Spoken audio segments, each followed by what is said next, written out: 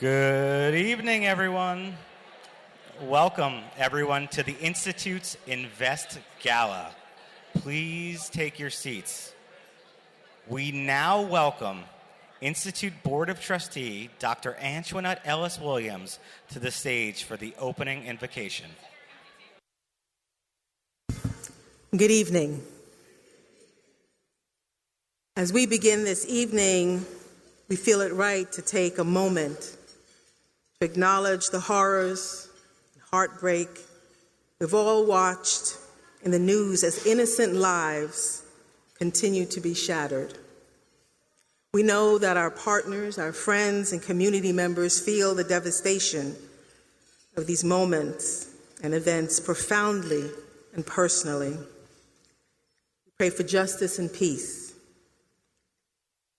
For me, tonight feels heavy. We're living at a heavy time. We all know someone who is or has suffered injustice at the hands of an individual or a system. The fight for justice is universal, sobering work. Tedious, it's a long journey, a perpetual practice of hope. If we are wired to care for those in need, marginalized, outsiders, or believe in a democracy that's fair and accessible, affordable and equitable for all, it's a relentless journey where there are very few wildflower pathways and more huge boulders that we have to find a way to navigate around.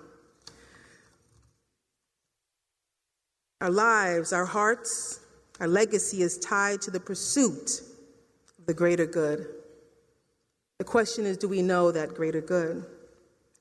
We are tied to one another for better and for worse.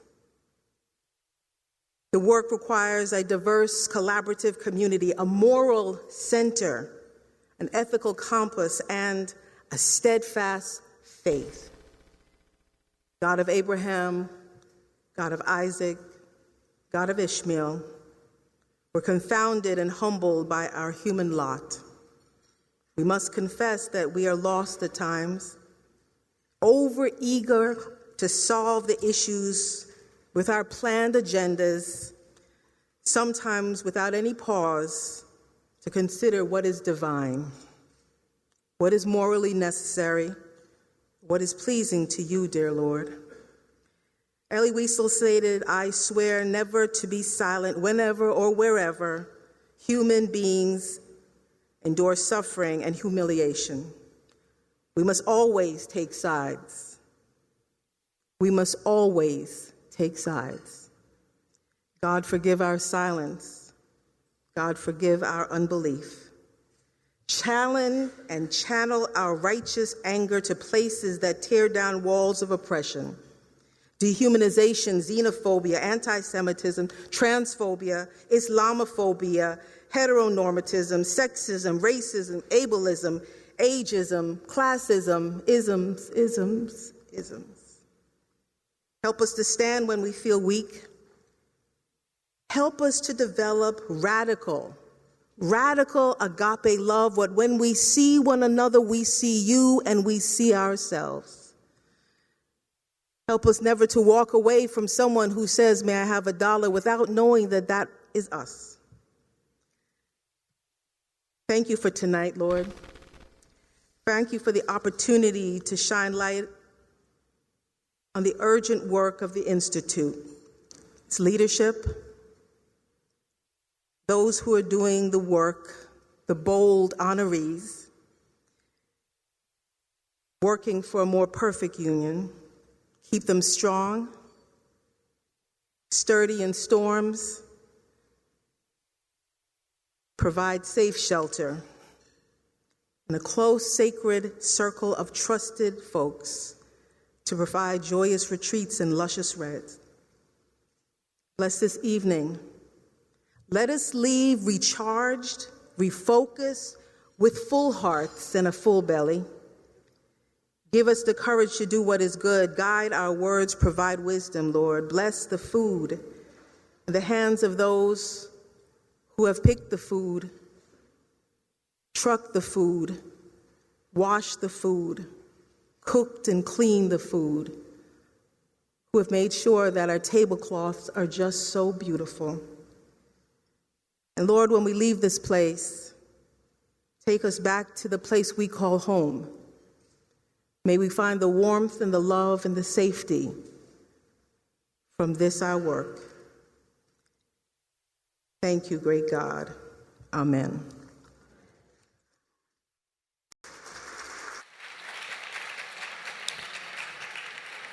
Thank you for starting us off in such a meaningful way, Antoinette. We now welcome to the stage Shantavia Burchett to sing Lift Every Voice and Sing, the Black National Anthem.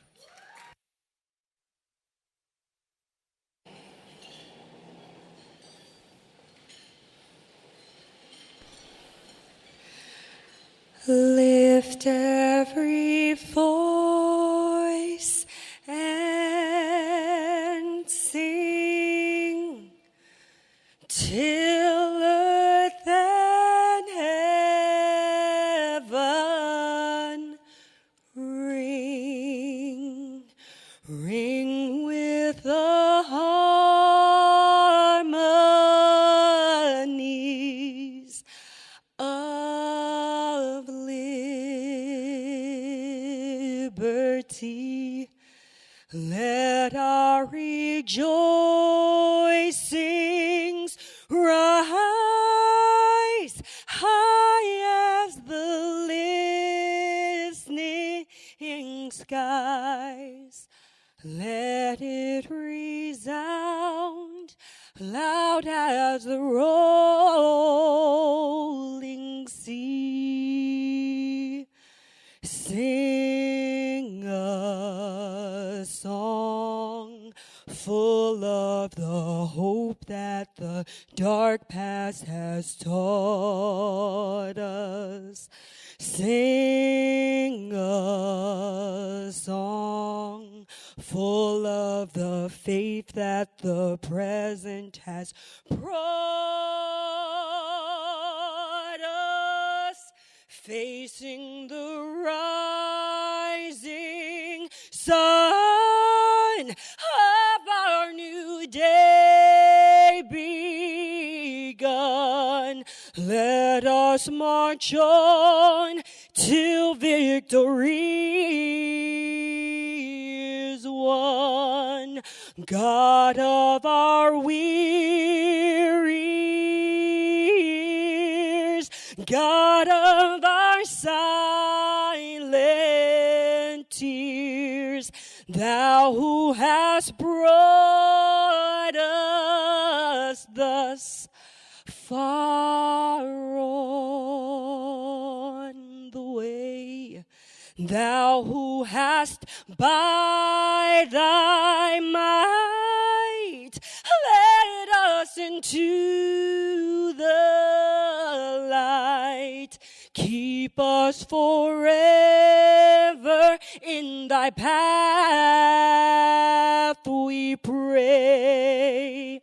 Lest our feet stray from the places, my God, where we met thee.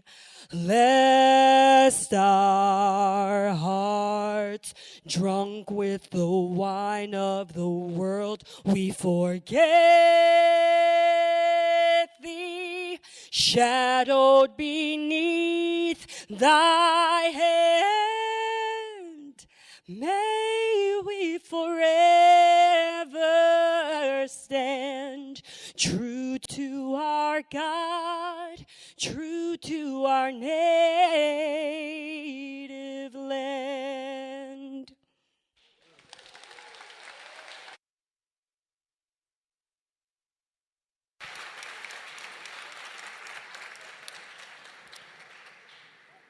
That was beautiful, Shantavia. Thank you very much. We now welcome to the stage Paulette Brown, the Institute's board chair.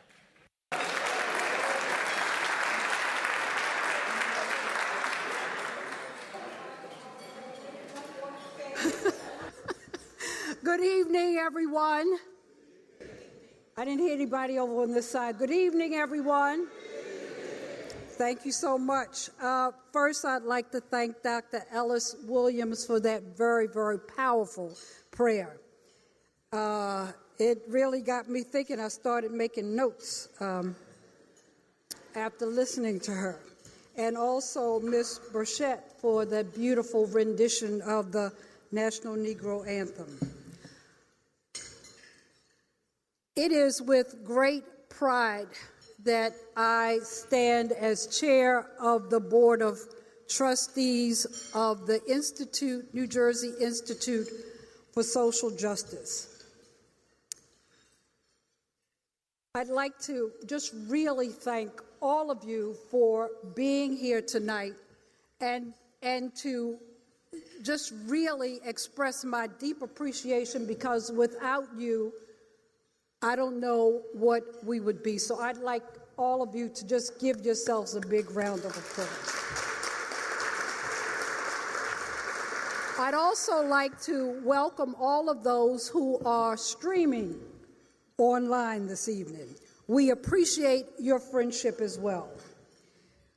It is, as I mentioned, a real privilege to serve with such amazing individuals from our small but mighty, mighty team that works so tirelessly day in and day out, and mostly 7 days a week, to do the amazing work that we are able to do and to get so much accomplished with so little. I'd also like to thank our board. You know what, before we do that, would the team please stand so everybody can see who you are?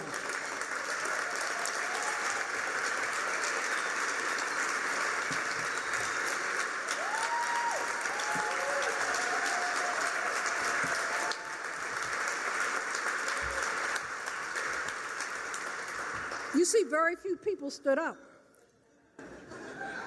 But if you go to our website and see all of the work that they do, you know why I call them mighty, mighty.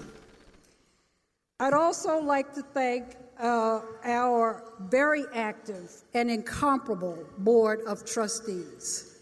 I see you all are scattered throughout the room. You make my role as board chair so easy. You are true partners, sometimes in crime, sometimes not, with me as we go along this journey. Please stand very quickly so everybody can see.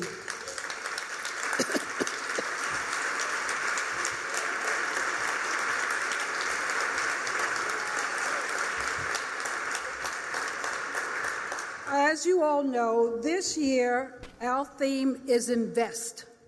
You see it all over, it's on your programs, etc. We see that as a call to invest in the cause of racial and social justice, which are inextricably entwined. We call to invest in our democracy, invest in our advocacy, and invest in the Institute, of course. And I can tell you from my time serving on the board, and my opinion is totally unbiased, but all of the time that I have spent is more than worth the investment, the small investment of time that I've given. And the returns on my personal investment have been great. And so you may have heard the word special sauce, secret sauce, but the sauce is maybe not so secret anymore because we've been sharing it with all of you, but it still is special. And that's what you're investing in by being here tonight and by showing your continuous and ongoing support. So I most graciously, once again, thank you all for all that you do for the Institute and by your mere presence here, showing your personal support and investing in what it is the Institute does. Thank you. I'd like to also offer a special thank you to our generous sponsors, and some of whom have been sponsors since the inception of the Institute, and so there's a special thank you for you. But I'd also like to thank our platinum sponsor and honoree, Justin White, fifth generation Mars family member, and our gold sponsor, Marr Family Trust, founded by honoree Brian Marr.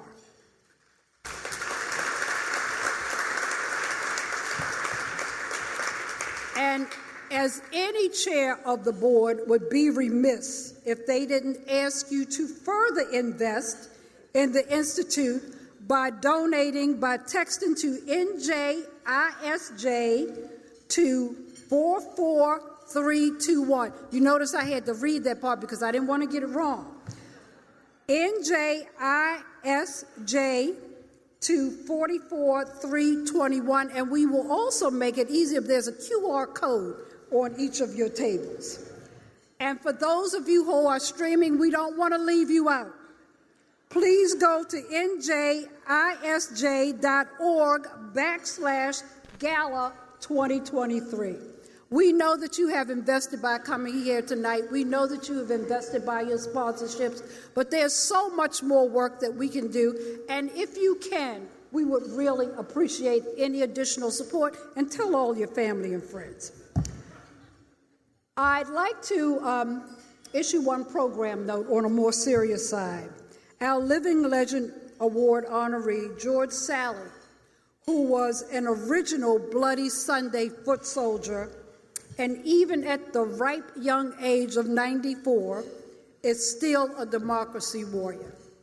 Unfortunately, he had a fall, and he was hospitalized and unable to travel from Selma, Alabama, to be here tonight.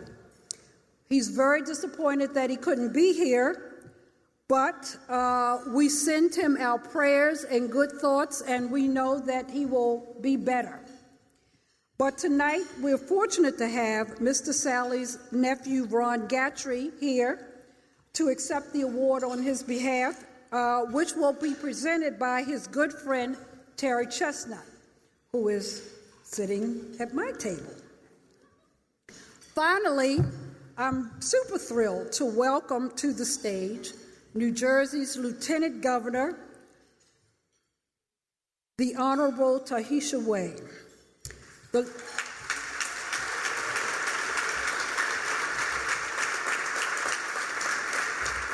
And yes, she is worthy to receive that recognition. The Lieutenant Governor has been a partner with the Institute even in her earlier role as Secretary of State, helping to build a stronger, more expansive democracy in our state, ensuring that people who are eligible to vote and have the right to vote are able to vote. And so we are really privileged tonight that she is here. And, you know, it's a little hard to say this, but because we miss our dear friend, former Lieutenant Governor Sheila Oliver, and we honor her and salute her tonight as well.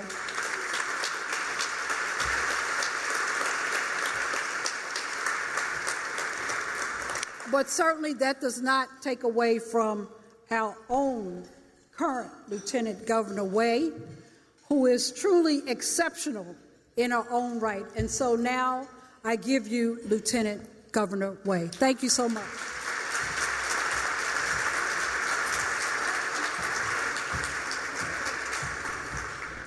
Good evening, all. I tell you, I'm feeling good. Shantavia, Dr. Ellis, y'all rock. I tell you. And of course, Paulette, may I say this as a fellow member of the bar, you are such a trailblazer in so many spaces, and we are so thankful for all that you do and you will continue to do. So let's show her some love. Now, before I begin my remarks, and they will be brief, okay, I have to shout out my brother from a different mother, the CEO of this great organization, Ryan Haygood. Now, I must say, You know, Ryan and I are dear friends, and I know he is a dear friend to all of you, and he has a strong partner, Miss Sunshine, right? Let's show her some love. I have to say, in our history books, we read about the MLK, our drum major of justice. While I can truly submit to each and every one of you that we are so blessed to have a soldier, an authentic soldier of justice right here in the great state of New Jersey, and we thank you, Ryan Haygood. And we want to thank your team here at the New Jersey Institute for Social Justice. You have truly outdone yourselves tonight. The theme of this gala, investment in community, advocacy, democracy in us, could be the slogan for all of your great work.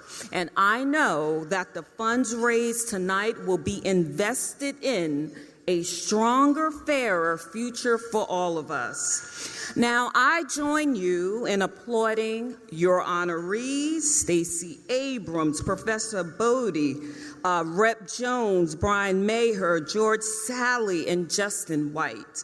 It is so inspiring to speak in the company of those who are truly change agents in their community throughout our nation. And yes, it is always a delight to be with my friends at the Institute of Social Justice, but I think this is the first time that I have been together with you since becoming Lieutenant Governor. And speaking of this, her name was mentioned by Paulette, our dear friend, Sheila Oliver. Amen. Amen. Now, to me and many other women in public service and outside of public service, Sheila was not just a role model. She was that authentic mentor for our tribe. You hear me? She cared deeply about social justice, racial justice, and looking out simply for our underserved. So, I know that I am a better public servant because of her. And when our great Governor Phil Murphy asked me to step up and serve as Lieutenant Governor, it was an honor of a lifetime, my friends, not just because of being his partner or because of a title. It is simply because of the work Sheila started, and my hope is that I can continue and finish it. So, in addition to being Lieutenant Governor, I still serve as your Secretary of State. As the New Jersey's chief election official, those who may not see this is saying vote. And I, too, have to give a PSA, okay? Because with the Institute, we have worked together on policies to support making it easier for every eligible voter to cast his or her ballot freely, fairly, and safely.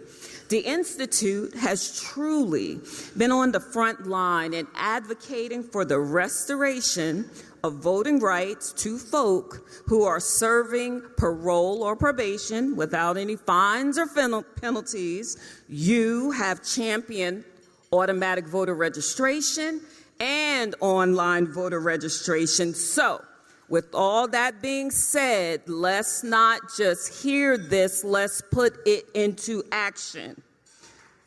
Yes, when is our election, everyone? Tuesday, November? That's right. And remember, you must be registered. The clock is ticking. If you are not registered or if you just need to check and verify your voter registration information, please do this. I am humbly asking you to do this by October the 17th. You can go to vote.nj.gov for all things election. This is the hub that we created back in 2020, especially when we pivoted to voting by mail. We wanted our voters not just to vote, but to be informed.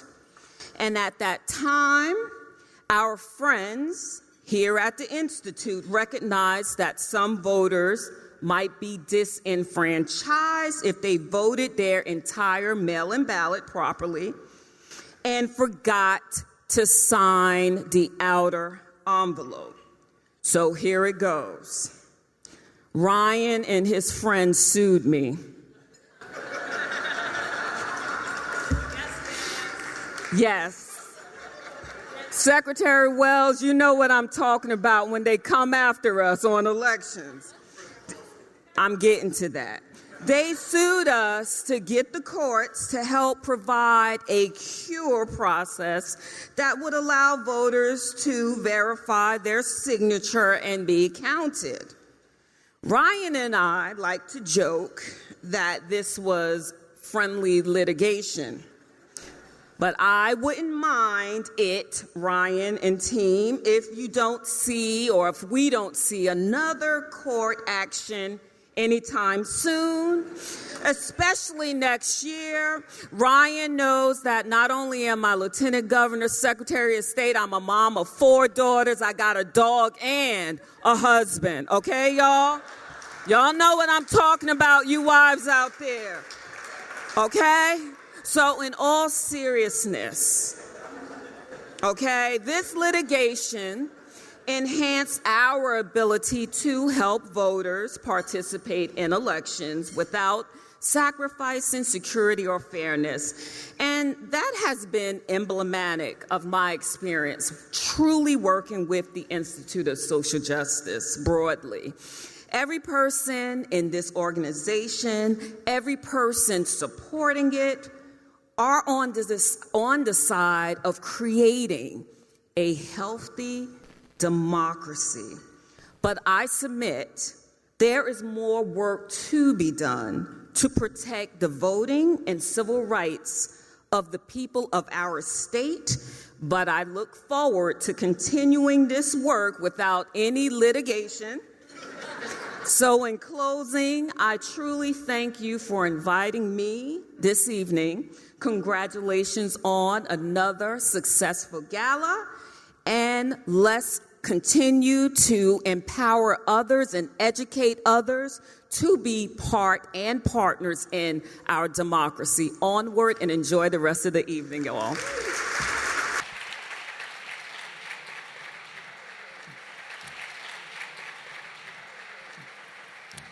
New Jersey is lucky to have you, Lieutenant Governor. We very much appreciate you taking the time to be here with us tonight. And now we'll hear from the Institute's very own President and CEO, Ryan Haygood. Sheesh. Good evening. Oh, good evening. You all look so beautiful in this space. I welcome you to the spectacular space that is the New Jersey Performing Arts Center for the Institute's 18th annual Invest celebration. We are thrilled to celebrate tonight with you all, our friends, our sponsors, our partners, our Institute board and team, and of course, our incredible honorees. I see so many partners in the room, our state and national partners, and I just want to tell you how grateful we are to be able to do this work with you all in this precious moment. I want to acknowledge a few folks in the room. You can't be in a room like this and look to the right and see Ted and Nina Wells without pausing to ask you all to join me in celebrating who they are to the Institute and to the state of New Jersey. I saw her earlier. I'm not sure if she's still here, but Nancy Cantor, for those of you who came from outside of New Jersey,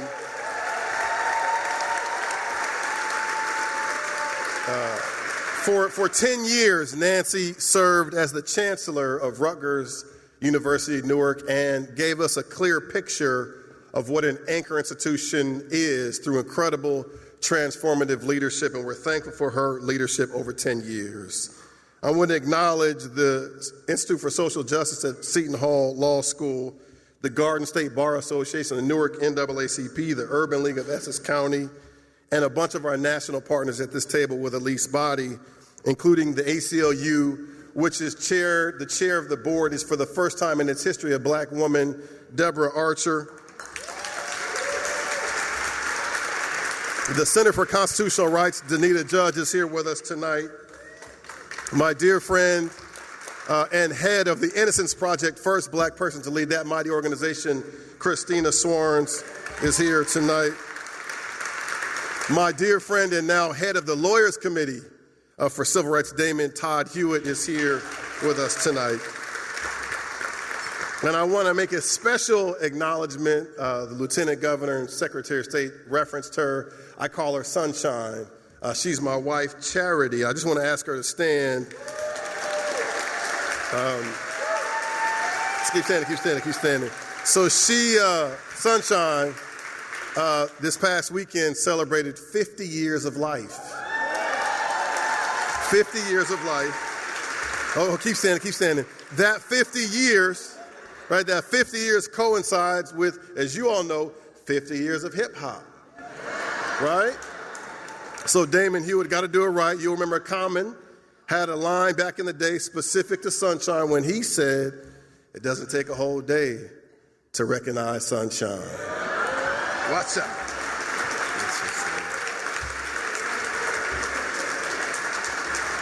Doesn't take a whole day to recognize sun. Yeah. It took a minute. Some of you are like, wait, that sounds familiar. Yeah. Initially, he was Common Sense. Then he became Common, if you've followed him for a long time. 50 years of hip hop. When we celebrated our gala last year, you remember that we honored Darnella Frazier, the young woman who courageously videotaped the killing of George Floyd. And that videotape murder led to one of the largest social justice movements in history. This year began in Memphis with the killing of Tyree Nichols. You remember that he was stopped by police while he was simply trying to get home to his mother, and was followed right here in New Jersey by the police killing of Najee Seabrooks and then Drew Washington, both who were in the midst of mental health crises and who needed help, not bullets. They and so many others should still be with us today. Now, we are rightly advocating to end the ongoing harm of police violence, and we're advocating to build a system of accountability into the profession of law enforcement. But even as we work to end that harm, our collective advocacy in this moment requires us to do more, to do so much more than to stop harm to Black and brown and other communities of color. This moment requires us to acknowledge that police violence is but a symptom of a larger system of disinvestment in our communities, both here in New Jersey and across the country. And so we think a lot about how this moment requires us to invest in systems that empower our communities so that we can do more than reduce harm, we can do more than survive, we can create a system in which we ultimately thrive. And that is exactly what the Institute for Social Justice was founded to do. Founded nearly a quarter of a century ago by Alan V. and Amy Lowenstein and a group of visionaries steeped in the civil rights movement, our mission is to empower, to invest in Black and brown and other people of color by building reparative systems that create wealth, that transform justice, and harness democratic power. Now, making these kinds of investments require us to push past our comfort zones. Because as Christina Swarns likes to say, every movement for racial justice requires fierce and independent advocates to lift their voices when others won't. And that is why the Institute, recognizing that we can't build a new future without confronting the past, convened the first of its kind New Jersey Reparations Council.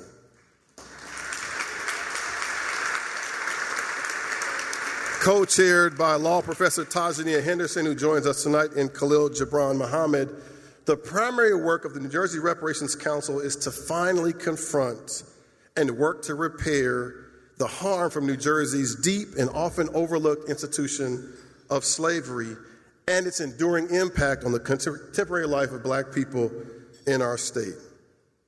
It's why we are not afraid to say the word reparations.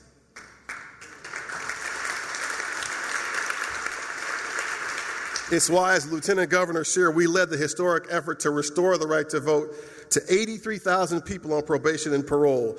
That was a right that was previously denied going back to the year 1844. Even when so many, not you all, but so many folks with less vision outside of this room thought that doing so would be impossible. It's why we ended prison-based gerrymandering in New Jersey, and why we successfully championed online and automatic voter registration. It's why, working alongside partners in this room and tonight's honoree, Stacey Abrams, we brought 9 days of early voting to New Jersey, even as her state, Georgia, and other states were working to restrict access to that fundamental right to vote. And it's why we're leading the effort to create a New Jersey Voting Rights Act, where we're fighting to bring same-day voter registration to New Jersey and fighting to connect people with criminal convictions to the right to serve on juries.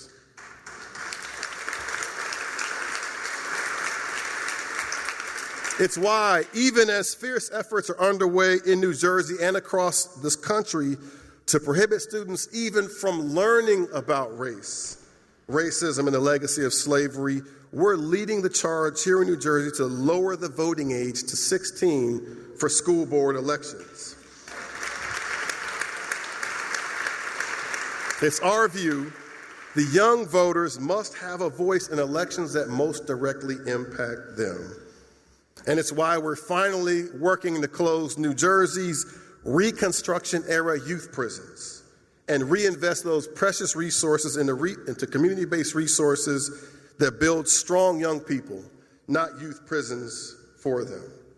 Now, our fierce racial justice has made us leaders in the state, and it's become a model for states as places to build power from the ground up. And we do this power building, truth justice, racial justice work our way, independently, courageously, unapologetically, and successfully. At the Institute, we invest in systems in creating a new New Jersey. We do this in the legislature. We do this on the streets in New Jersey. We do this in the courtroom, as you heard from the Secretary of State / Lieutenant Governor. Sometimes it's friendly, sometimes it's not so friendly. We do this beyond New Jersey, in Washington, D.C., and we do it in the White House. To be clear, these kinds of investments and the ones that we ask you all to make with us are not charity.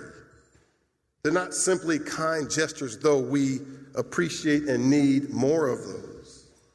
Real investments mean that we pledge to one another to do uncomfortable things collectively, that we all put something in so that we can all get something bigger back. What we get back is a new New Jersey that connects Black people and other people of color to the vast prosperity of our state, where communities are truly safe and thriving, where everyone has access to the most inclusive democracy in America. Ultimately, we are investing not only in freedom from harm, but in freedom itself. So tonight, we thank you all for investing in us, the Institute, as we advocate to make New Jersey a place where all of us are truly free, where all of us flourish, where all of us win. We hope you enjoy the spectacular evening we have planned for you. Thank you. God bless you.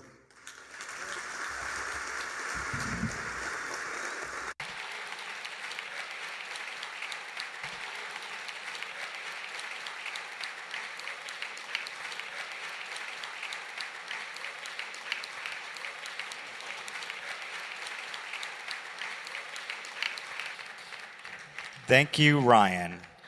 You always inspire us. Next, we welcome to the stage Anton Vincent, president of Mars Wrigley North America, whose market headquartered is right here in Newark, to introduce our Corporate Leadership Award to Justin White. Justin is a fifth-generation family member of Mars and heads LTMA Capital, a company that believes balancing financial returns with societal benefits empowers people and facilitates future reinvestment. Well, good evening. Now, look, I'm not a New Jersey citizen, but good evening. You know, I just met Ryan for the first time tonight, and I learned a couple of things about Ryan. I'm impressed with his hip-hop acumen and pulling back from common. I would have thought you were a different era, Ryan, but I'm feeling that. But probably most importantly about Ryan is his, we like to say in the South, his better half, who is Sunshine. So we just figured out tonight that we have a unique Mississippi heritage together. So it's very nice to meet you, and congratulations. Well, look, first of all, I'd like to say that I am so thrilled to be here this evening. And I'm thrilled for a couple of reasons. One, I want to bring you greetings from the 140,000 associates of Mars Incorporated around the world. We happen to be the largest confectionery company in the world, the largest pet care company in the world. We have a burgeoning food business as well. But what's unique about Mars is that we are an economic engine that's designed to make the world a better place. How cool is that? How cool is that? Now, what you may not know is that we have very, very deep roots here in the state of New Jersey. 2,000 of those 140,000 associates are located right here in the state. And you may know that we have over a 75-year history in the state. You see, that brand called M&M's was created right here in Newark, New Jersey. All right? And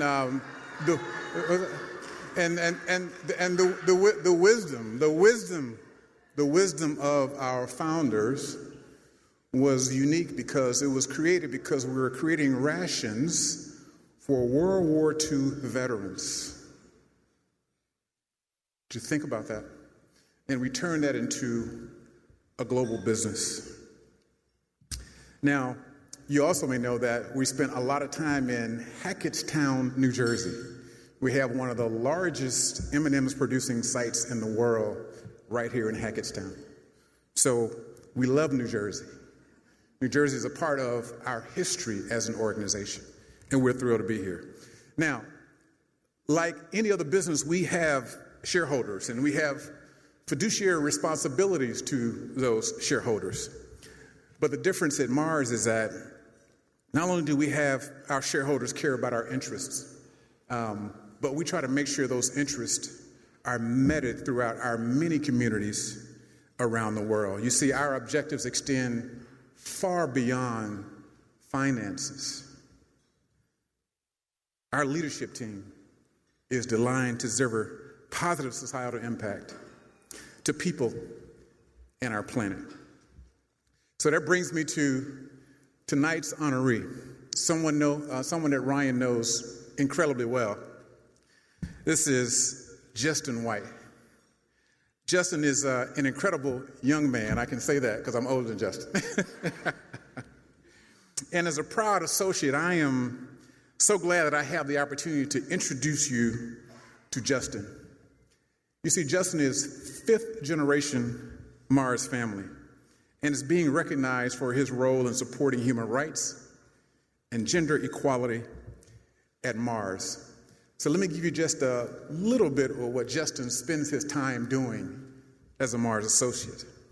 Justin advises business segments on efforts that reduce human rights risks across supply chains, including palm oil, sugarcane, and rice.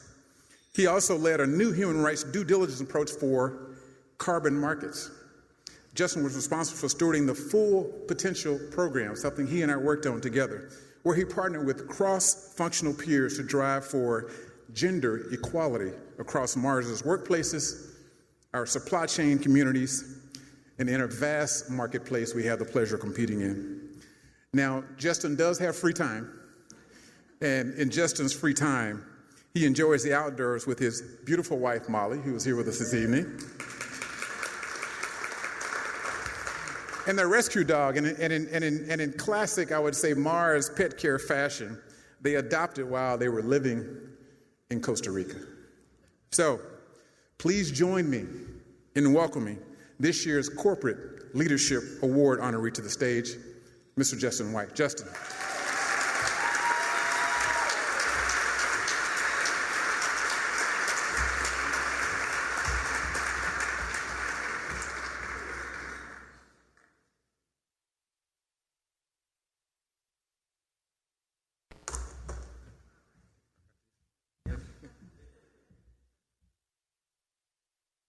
For this event, I was joking with my wife where we might put that award, and I'm not sure where a picture of my face is going to go. Probably she'll have to hide it away somewhere. I just want to start by acknowledging it sounds like Ryan has surrounded himself with good friends up here today, so I'm going to throw out a proposal for next year that we shift this from a gala to a roast. I think we've got enough people here to put one together. But I really cannot express how undeserving I feel and what a privilege it is to be here tonight with you all, and we're truly humbled to share this stage with the other honorees. I'm here representing thousands of Mars associates around the world and the good work that they're doing to ensure that Mars is a force for good in the world. So this award is firstly a reflection of their work.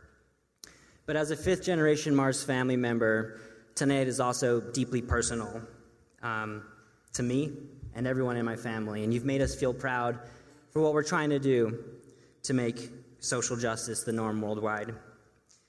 In 1947, my great-grandfather, Forrest Mars Sr., wrote a letter titled "The Company's Objective." And the opening line of that letter reads as follows: "The company's objective is the manufacture and distribution of food products in such a manner as to promote a mutuality of service and benefits among our stakeholders." A mutuality of service and benefits among our stakeholders. Mutuality is in the DNA of our business. It recognizes we benefit when others gain as well. And as a matter of fact, I spent the day in the Newark office today, and I walked in and splashed in huge letters right in the entryway. It kind of hits you in the face. Is a quote from my grandfather, Forrest Mars Jr., which reads, "When you measure your own progress by the growth of those around you, we are all certain to prosper." Today, I think nearly every one of our 140,000 associates will tell you that mutuality is a principle we try to live each and every day. And I've always known our privilege and our responsibility as a large family business. Mars is extremely thoughtful about how we treat our associates and our business partners. But I have to confess that growing up, I didn't know if the impact I wanted to leave on people was through a business, and I wasn't sure if I saw impact coming through business. I didn't think corporates were advocating for the progress in society we're here to celebrate tonight and recommit to tonight. And I was wrong. I've seen it. My commitment to positive impact on people can be done through how a business does its business, not just by way of the resource that a company generates. Mars Incorporated has a footprint that spans the world, including vast agricultural supply chains in regions that desperately need economic development and lack restorative justice. And we're in a position to affect change. In 2019, I had the great privilege of joining Mars as an associate, and I joined on our human rights team where I worked for 4 years. And Anton alluded to this. It was there that I learned firsthand the true impact, for better and for worse, that companies have on the world. It was during those 4 quick years that I worked on Shubh Mint, a program in India that worked with 20,000 mint farmers and doubled their income, halved their water use, and brought expanded opportunities for 4,500 women. I worked on an effort to repay $6 million of fees charged to migrant workers, which ended conditions of debt bondage and forced labor for 3,000 migrant workers in Malaysian palm oil. And some of the members of our team are here tonight, so please applaud them as well. And I had the immense privilege of working on Full Potential, which is our platform for action on gender equity, oversaw programs ranging from male allyship in our own workplaces to supporting 58,000 women in cocoa growing communities throughout West Africa with access to community finance programs. Thank you. But beyond these direct programmatic impacts, we focus on delivering shared benefits through advocacy as well. And advocacy today cannot be the powerful codifying their power. Advocacy today must be focused on the powerful and the marginalized, imagining a more prosperous world and working every day to make that happen. Today, there are vast inequities across income, wealth, and well-being, and these inequities erode trust in our political and economic systems and unravel our social fabric. We share the Institute's appreciation for the good that can come from inclusive advocacy, which is why we were the first chocolate company to advocate for higher cocoa prices in Ghana and Cote d'Ivoire, as well as doing work in Malaysia to change how migrant workers are recruited into jobs so that conditions of forced labor may one day be eliminated from the palm oil sector. Thank you. This year's Gala theme is Invest. And in a Financial Times interview this year, our CEO was asked a question about the politicization of companies' environmental and social investment goals. And our CEO, Paul, said, I quote, "I think it's a nonsense conversation. We don't believe that purpose and profit are enemies." So my great-grandfather's foresight to ensure that our impact would be to the benefit of the individuals and the communities that contribute to our success has paved the way to tonight's recognition, and we're committed to continue that legacy. We're committed to investing in advocacy that brings voice to the silenced. We're committed to investing in people, whether they work in our office or our factory here in New Jersey or on a cocoa farm in faraway places. I continue with conviction, knowing that through our collective efforts, we can make a meaningful difference in our world in this short time, because that is our company's objective, to promote a mutuality of service and benefits to our stakeholders, to do well and do good. We thank you again for this opportunity. We're inspired by the Institute's work and honored to call this great state of New Jersey home. Thank you so much.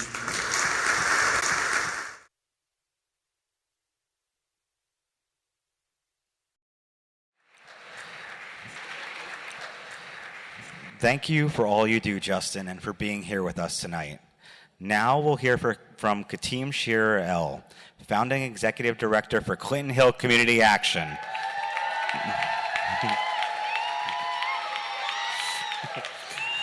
A nonprofit community development organization in Newark's South Ward, seeded and funded by the Mar Charitable Foundation. To introduce our community builder, our honoree, Brian Marr. Yes, absolutely. Make sure we tip this man very well. Good evening, folks. I want to thank Ryan Haygood for your leadership. Your leadership is the difference. Your presence in my life is the difference. Your commitment to our community is the difference. And the work you're doing is making a difference. I want to thank you again for giving me this opportunity to congratulate our next honoree. And as I sat there preparing and scratching out all the remarks I had sort of typewritten, I had to ask myself, why am I so nervous? Folks who know me, they know I do this kind of stuff all the time. And then when I went to that quiet place, Antoinette, it spoke to me.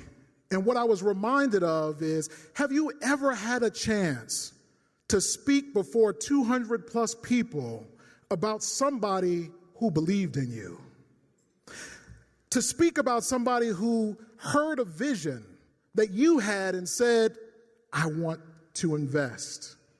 And that's why my nerves got me tonight. It's also because the man that I bring forward tonight in this very place was here when I got married. I'm a grantee of the Mar Charitable Foundation.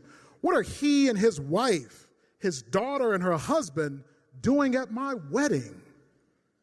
And when I was at my lowest point and I lost the love of my life, my grandmother, I walked into the church, Mount Zion Baptist Church, right off of Hawthorne Avenue in Osborne Terrace in Newark South Ward, by the way, which is where the M&M's factory was first built. Who do I see in the church pews? Brian, his wife, and his team. And so this one hits different for me tonight, and so beg your indulgence as I try to give you a little bit of facts, because if you Google a man, you ain't gonna find much. because he prefers to keep his work quiet and lift up those he's supporting as the ones you see. I'm told, Ryan, that one of the conditions for him to accept this award tonight was that I be the one to introduce him. Brian asked a question, well, how does this help Katim and the work that they're doing in the South Ward? So in business, he was a maritime industry leader running one of the largest privately held shipping container terminals in the world, moving our goods from shore to shore. And it only took a pandemic, a global pandemic, for us to realize how vital that is to our everyday life and our economy. In philanthropy, he made his mark, helping to make pre-K a priority for New Jersey and our governor and our state leaders, expanding pre-K from 35 school districts to now 175 throughout the state. Thousands of children are benefiting every day, every year from this man's advocacy and his investment. He invested in the Ironbound Community Corporation, helping them to expand their early childhood program to serve more babies in need of quality care and a head start in learning. He invested in Children's Day in Passaic to make a statement that yes, our kids need access to high quality early childhood education, but the places that they go and learn in our community must reflect the value that we place on what's happening there. So he didn't stop at Ironbound and Passaic. Ironbound got $5 million, Passaic got a couple million. But over in the South Ward, in the Clinton Hill section, we got a whopping $17 million investment in a world-class early childhood facility that was recently recognized with a coveted Smart Growth Award for taking what was fallow land and a broken promise and fulfilling that dream for 198 children who come to us every day, served by La Casa de Don Pedro and Clinton Hill Community and Early Childhood Center. Brian has had a stellar career in making investments in community, in advocacy, in democracy, and in us. In us. In us, Daniqua. In us, Pete. In us, Kalina. In us, Tish. In us, Carlos. In us, Joe. In us, Renatha. In us, Kevin. In us, Amanda. This man has invested in us. And he has invested in me. When I said I wanted to start a community development organization to be catalytic to the flag that he planted in Clinton Hill with our child care center, to do more on housing, to do more on food justice, to do more for our community, he invested. He invested in us. Brian, you invested in me. Please join me in thanking our next honoree for his smart investments.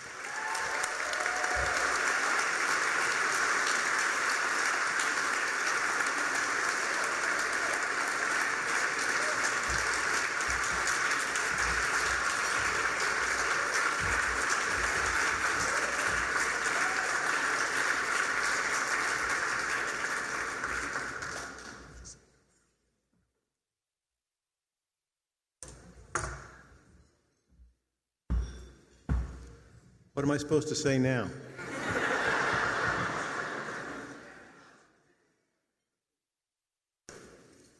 He's right. I did want Katim to introduce me, but it was a mistake.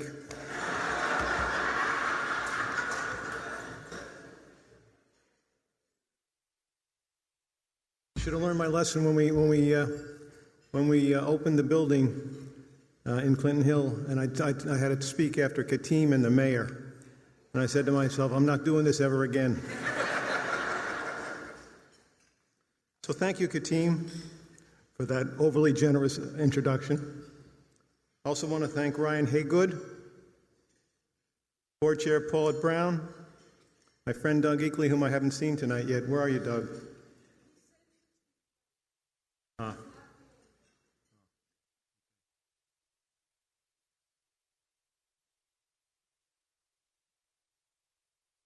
and the rest of the Institute board and staff for recognizing the Mar Charitable Foundation for its contributions to positive change in Newark and the state. Throughout my career in both in business and now in the world of philanthropy, I've always been fortunate to work with outstanding people, starting with Sam Crane, who's not here tonight because he's on his way to Istanbul. He retired last year, and he's become a world traveler. But it was Sam who, shortly after we decided to focus on early education, who identified Barbara Reisman as the guru of early education in New Jersey. Barbara, who has spent her entire career focused on early childhood care and education, provided the knowledge and the push for us to form pre-K our way, which Sam then proceeded to use to successfully lobby the expansion of state-funded pre-K from the original 35 Abbott districts to now over 175, as you heard before.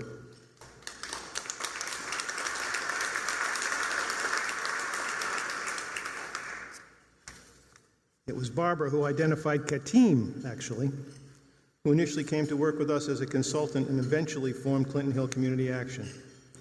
It was Katim and Barbara who, through their collaboration with our partners, Daniqua Matthias at Clinton Hill Early Childhood Center and Ray Ocasio, and now Pete Rosario at La Casa de Don Pedro, made the Clinton Hill Early Learning Center possible. The Foundation's first brick-and-mortar project was with Joe Delafave and Grace Blanco from the Ironbound Community Corporation. Together with Joe and Grace, we designed and constructed an infant and toddler addition to their preschool on New York Avenue in the Ironbound. Meantime, up in Passaic at Children's Day Nursery, Sue Danamiller and Vic Esposito were providing a first-class pre-K program in a building that was in serious need of modeling and repair. They had a vision for what was possible, and we, in partnership with the Tao Foundation, helped them realize their dream. Our close association with Katim has led to promising new developments in Clinton Hill, creation of Clinton Hill Community Action, new alliances with existing and fledgling nonprofits, and the building of a local team working to bring positive change to Clinton Hill and its residents. Many other people along the way have shaped the work of the Mar Charitable Foundation, and we have new people joining us with their ideas and insight, including my daughter Amanda and my daughter-in-law Elizabeth. Our executive director, Margaret Lorenzi, who joined us a little less than 2 years ago, has brought professionalism, new ideas, and renewed energy to the foundation. And of course, we still have eyes and ears in Trenton through the good work of Nicholas Chiavarlotti, our political consultant. On behalf of all the people I mentioned, as well as many I haven't mentioned, I'm pleased to accept this Community Builder Award for the Mar Charitable Foundation, for the work the Mar Charitable Foundation has done, and for the example that our commitments may offer to others who seek to make positive change to our state. There's so much good work to be done, and there's no time like the present to get started. Thank you very much.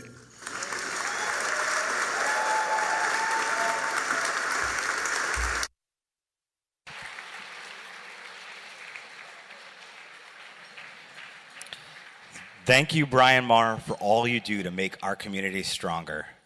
Next, we will present our Social Justice in the States Award to Tennessee State Legislator Justin Jones. Yeah. You probably remember Mr. Jones as a member of the Tennessee Three. Representative Jones and his colleagues stood up for the right to protest for gun safety on the Tennessee House floor and wouldn't back down even when the Tennessee legislator expelled him and his colleague, Justin Pearson. The Nashville Metropolitan Council voted unanimously to send both of these passionate young black men back to the State House to continue to do the work of democracy. The event was a welcome reminder to the country of what it looks like to stand up for democracy, even when they try to silence you, and spoke to us at the Institute since, as we know so well, the work of democracy often happens on the state level from the ground up. Please turn to the screen for a short video. It happened within the course of about an hour or so across two different seats of government. First in the city of Nashville, and then in the state capitol. But this is what it looked like. This was late today when Tennessee legislator Justin Jones, who was recently expelled from the state legislature by Republicans, this is what it looked like today over the course of about an hour when he retook his seat. Thank you, Vice Mayor. I would like to nominate Representative Justin Jones. Votes are in. Mr. Clerk, close the machines. Take the vote. Ayes 36, no zeros, no abstentions. By the Constitution. By the Constitution. Of this state. Of this state. So help me God. So help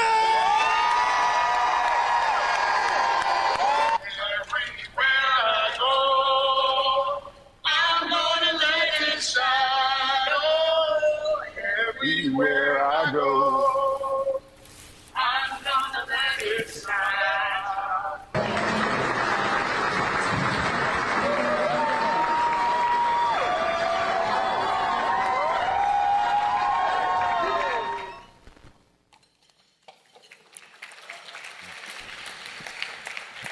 Thank you, Justin, for being a social justice leader in Tennessee and beyond. Unfortunately, Justin needed to be in his district tonight. We'll have a brief intermission as dinner is served. This would be a great time to make an investment in the Institute by texting NJISJ to 44321 to donate. You can find the information on your table cards. Thank you. We welcome back to the stage Shantavia Burchett for a special performance of Bob Marley's Redemption Song.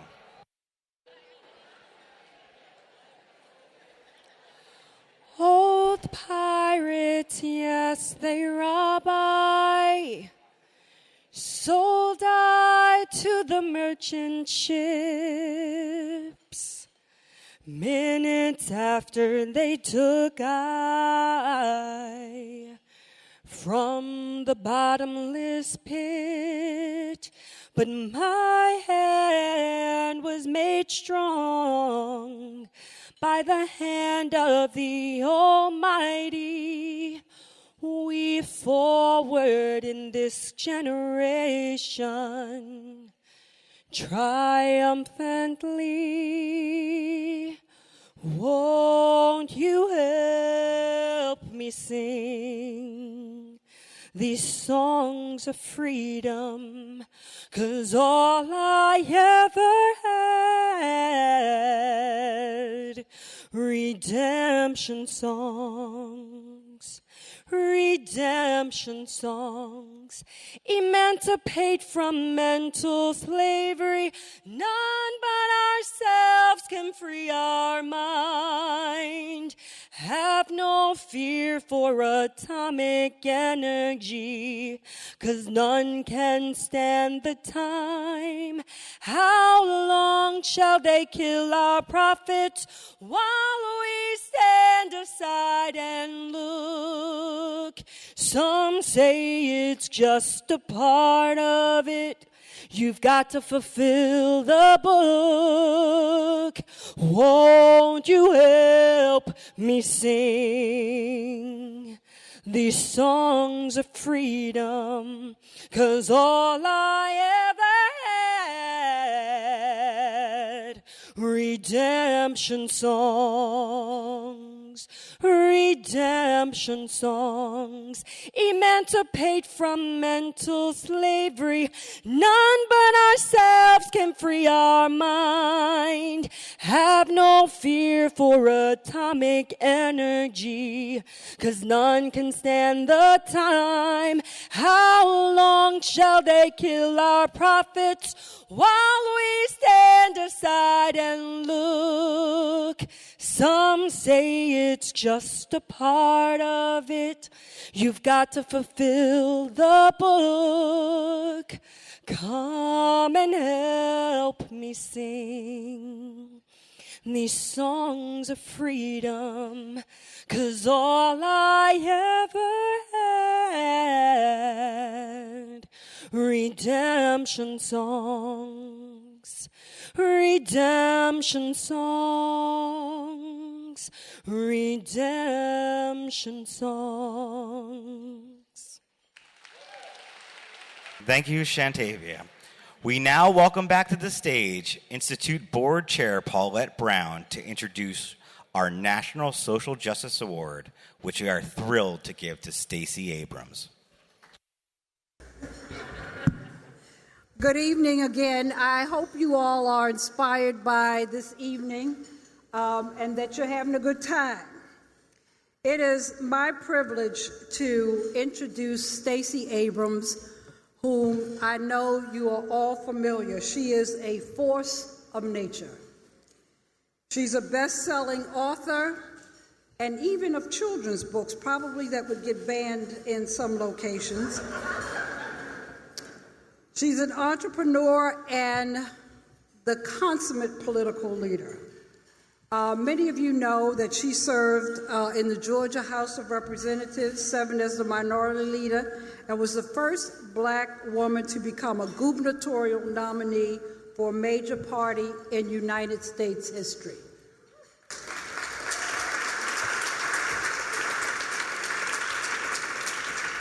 And although she was not successful in her run as governor, she was oh so successful in so many ways in the manner in which she elevated so many others into office because of her advocacy.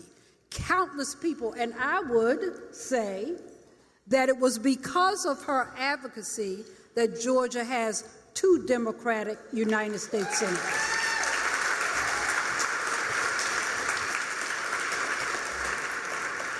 Through her efforts in Fair Fight Action and the Southern Economic Advancement Project, there were countless Georgians who were elected to office because people went to the polls because of Stacey Abrams. She is, that's okay, you can say it. She has founded so many businesses. She's an entrepreneur, and I will tell you that she supports entrepreneurs, and particular Black women. I know this because she has bought my sister's jewelry. And in 2020, she launched a production company, SageWorks Productions. Stacey Abrams is a graduate of an HBCU, Spelman College in Atlanta, where I might add in 1995 she pledged Delta Sigma Theta Sorority Incorporated. Just saying.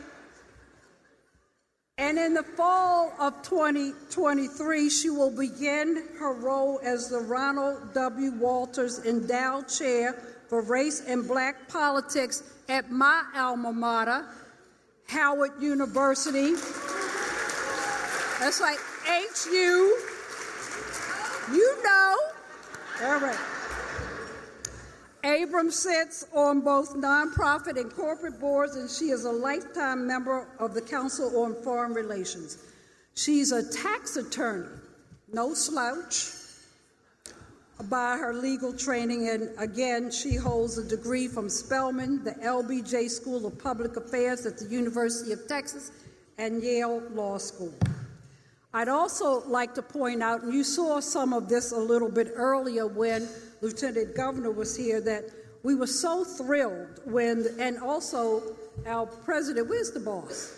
Oh, there he is. We were so thrilled when the Institute's president and CEO, Ryan Haygood, was able to join Ms. Abrams as well as Governor Murphy and others in 2021 for the signing of legislation to establish in-person early voting in New Jersey. And as the president pointed out, it was simultaneously with a time when Georgia was rolling back voting rights for so many of its citizens. And so we are saddened that Ms. Abrams couldn't be here with us tonight, but we are pleased that she was able to record a video for us to accept her award. So I would ask that you please turn your attention to the screen. I know you already have. Thank you all very much. I want to take a moment and say thank you to the New Jersey Institute for Social Justice for honoring me with your National Social Justice Award. You understand that democracy is not just from the ground up, it's from the inside out. It's about believing that we are entitled to more and that our voices, when joined together in voting, that we make more happen. I am honored to be a part of what I have watched New Jersey do over the last few years. Your willingness to stand up and demand more from your elected officials and more from the electoral process is a testament to how important the work is and how vibrant the people doing the work can be. You understand that our pursuit of justice is about more than casting a ballot. It's about changing the outcomes for communities that too often feel left out and left behind. It's about ensuring that from civil and civic justice across the board to environmental action and the issues of housing, that people know that their voices matter. I grew up in a community where our voices were too often diminished and ignored. And we live in a nation that has an uneven history of providing access and believing in the rights of everyone to be heard. But in New Jersey, you are pushing back against that legacy, and you are crafting new, innovative, and exciting ways to bring people into the fold. I like to remind people that voting isn't magic. Voting is medicine. It is how we treat the ills that assail us, and it's how we fortify ourselves for the fights to come. It's how we defend those who are voiceless. It's how we make social justice a reality. And so I want to say thank you to you for seeing the work that I do and for believing that this work deserves to be done. But more importantly, thank you for what you do, for who you are, and on behalf of those you serve, let's get more done.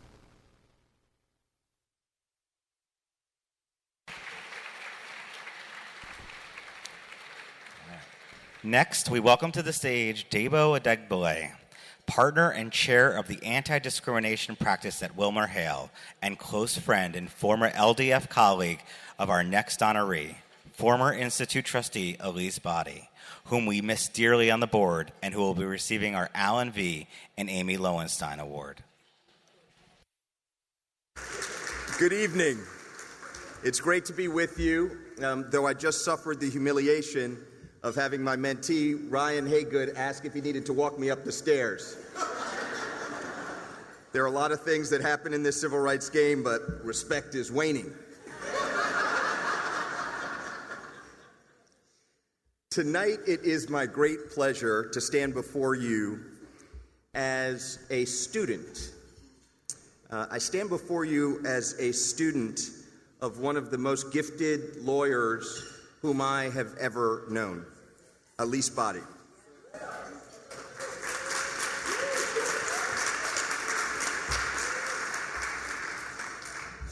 Now, when you hear me say that I'm Elise's student, you're looking and you're thinking, did he get a late start in school? She's not that old. She couldn't have taught him. But my study of Elise Body comes from watching and learning from the way in which she has fought for justice, for racial equality, to be a voice for the voiceless over a long period of time in a variety of roles. There's so much to say about Elise, but not a lot of time to say it, so I'll come to the point. Elise shares so many great characteristics, and tonight I'll just check off 3. First, Elise's brains are matched only by her grace. We all have a friend who sees things that we cannot see. We all have a friend who understands what we struggle to comprehend. We have a friend who can solve the problems that we can't solve. And this is daunting, to be in proximity to somebody who does all these things. But the grace part is that Elise, in doing these things, makes us feel like our baffled bewilderment of watching her do these things has somehow contributed to the outcomes. Her blend of grace and brains reminds me of the combined characteristics of a chess grandmaster and an Alvin Ailey dancer. She has the passion and creativity to do important things. In thinking about Elise's passion and creativity as a lawyer, as an advocate, as a law professor, I think about the number of students who I've seen watching Elise in class, studying her works, and I think about a time very early in her legal career as a law professor. I think she was about 5 years in when she won the award for the finest piece on race and racism in the academy, in the legal academy. The piece was called Racial Territoriality. And again, I don't fully understand all of it, but I'm sure Elise will give us a lecture, break it down, and make it plain for those of us who are not on her level. But that's who Elise is. That award was the John Hope Franklin Award for the finest piece of scholarship on race and the law.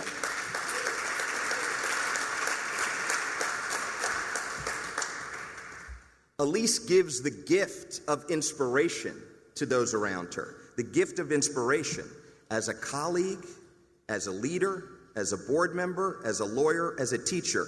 She just left the Department of Justice, serving as the Principal Deputy Attorney General for Civil Rights, with another former colleague, Kristen Clark, fighting for the civil rights of all Americans.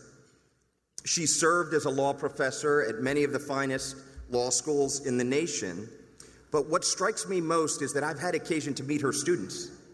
And I can't tell you how many students have come up to me after being at a class of Elise's and pulled me aside to say that Elise has changed not only their perspective on the law, but their perspective on the world, and has become the new standard for what they hope to do when they pass the bar and get a law degree.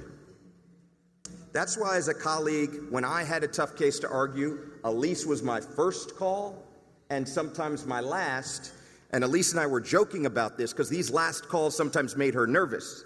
There was a time when I had a particularly big case and I called Elise 10 o'clock before I was supposed to show up at 9 a.m. And I said, Elise, I got it. And she responded, you got it? It's 10 o'clock. The case is tomorrow. And I said, your inspiration is going to help me carry the way. And that's why, whether it's a call from the White House or from a not-for-profit board, Elise Body is always the first person that all of us in her orbit suggest. Now, Ryan has made it clear that we're here to celebrate great leaders, and we've heard so much about wonderful people whose inspiration will carry us far tonight and beyond. But Ryan has also made it clear that we are celebrating another anniversary, and that's the 50th of hip-hop.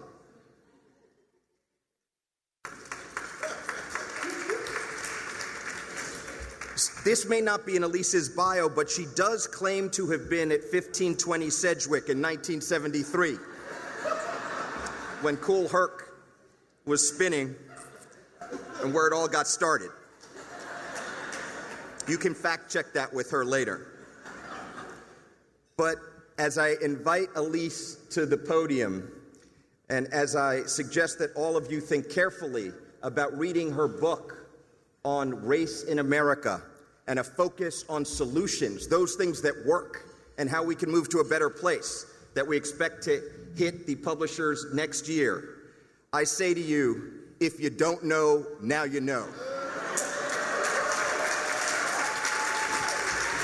Welcome to the stage as the Allen and Amy Social Justice Award winner, Lowenstein Award winner, Elise Body.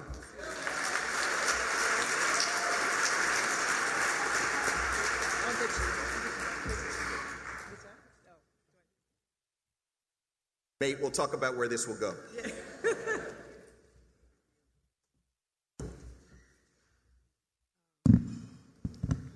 Where'd he go? Oh, there he goes. So first of all, thank you, Dabo, for that semi-generous introduction. It's really wonderful of you to be here and to take the time out. And I just want to say how grateful I am to all of you for being here and joining the New Jersey Institute for Social Justice in this terrific celebration. And I'm so especially delighted to have so many of my former NAACP Legal Defense and Educational Fund colleagues sitting here at the table and supporting me, supporting the work of the Institute. Ryan Haygood, the fearless leader, truly fearless, truly visionary, truly bold, and I'm just incredibly grateful to have been on this journey with you as a former member of the board. I did step down from the board when I joined the Civil Rights Division, but I was there with you in spirit for sure. I also want to make sure that I acknowledge my wonderful husband, my partner of 30 years, Maitland Stewart.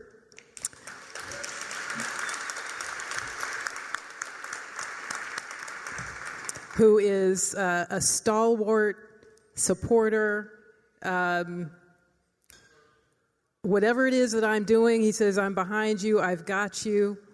Just go do what you need to do. And he's been doing that for so very long. I remember when Maitland sat next to me at the kitchen table as I wrote my application to law school, and that's how long we've been together. I want to thank my son, in absentia. He has his economics midterm tomorrow. He's at school in Massachusetts, so he couldn't be here.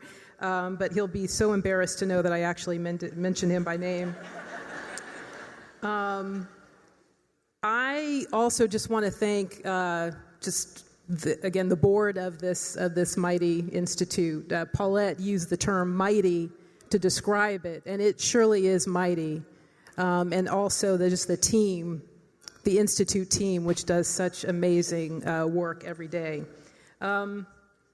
I know the hour is late, so I'm going to try not to linger for too long, but I wanted to just share a quick anecdote. When I was a kid, there was this book of poetry called "Where the Sidewalk Ends" by Shel Silverstein. Okay, all right. So we've got some other aficionados in the room. That's good. That's good. And you all may remember that the cover of the book shows two children who are looking over the edge of the sidewalk that just drops into nowhere. And the book itself is it's sort of a crazy, for those of you who don't know, it's kind of a crazy book about silly monsters and, things that go, knock around in the night and so forth. And it wasn't until I was an adult that I realized that the point of the book was for children to learn how to grapple with their fear. And I thought about this in thinking about the Institute and what it does, because the Institute is that organization that shows us the path beyond the end of the sidewalk, where it seems like there is no path, there is no way forward. How we're dealing with such serious, deep, intractable problems. And they're summoning that vision and summoning that courage to stand up before the state legislature, stand up to the governor, stand up and demand equity and fairness and justice for everyone in this state, and inspiring people around the country as they do so, through their work in the criminal justice system, through their work on voting. This has already been mentioned, but I'll just say it again. The work addressing the racial wealth gap. And I also I have to single out Ryan Haygood just one more time, because his courageous leadership, his unyielding focus, his brilliant advocacy, he has made a way where it seemed like there might not have been a way. And we need this institute. We need the dreamers and the believers. We need the visionaries to lead the way, to carve a path when we reach that end of the sidewalk. I want to say just one final word. Some of you may know that there was a decision last Friday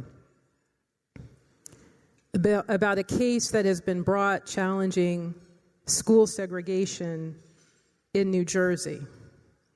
And the decision is Latino Action Network et al. Versus State of New Jersey. It also involves, as plain as the NAACP, the Urban League of Essex County. I saw Vivian Frazier earlier today at this event. And what the court held, there's some issues with the opinion, but the thing that I want you to take away is what the court held is that we have serious segregation in our public schools in the state of New Jersey. And that might seem odd to some. You might think, New Jersey, northern state. This isn't Georgia. It's not Alabama. Although, as Ryan has reminded us, we know the history of New Jersey is troubled in many respects. We know about its history of enslavement. We know about its history of disfranchisement. There's actually a book about path dependence and racial justice and how the roots of enslavement kind of rear its head through the policies of the present. And so we have to be attuned. We have to be attuned to the ways that the past continues to live within this state as well. So the court held that we have a serious problem with school segregation. And it held that the state is constitutionally obligated to do something about it. And I mention that because I want you to stay tuned and be alert to what will transpire in the days and months and years ahead. But I also want to explain to you why I think the issue of school segregation matters so deeply. And I spent some time doing this work when I was at the NAACP Legal Defense Fund, and I didn't expect to do it in New Jersey. I didn't even understand about the problem of segregation in New Jersey. Because it seems like such an old concept, too. You say segregation, right? That's so Brown versus Board of Education and all. And why are we talking about this? And so I want to say to you tonight about why segregation matters. There are many different reasons. One is that it distorts the provision of resources in our public schools, even though we have, as some of you may know, terrific law on school funding. It distorts the way that funding is applied throughout the state. But the other thing, and I dare to say it's almost as dangerous, is that segregation breeds fear of difference. It breeds fear of difference because what it means is that we're separated from people. We are racially isolated from people.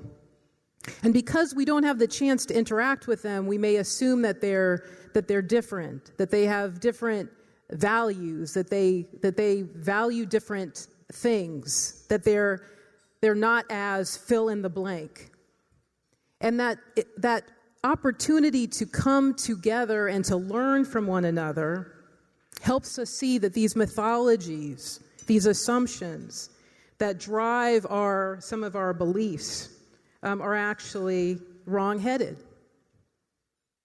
And that those people who live outside our boundaries, those people who don't attend our schools, are in many ways just like us.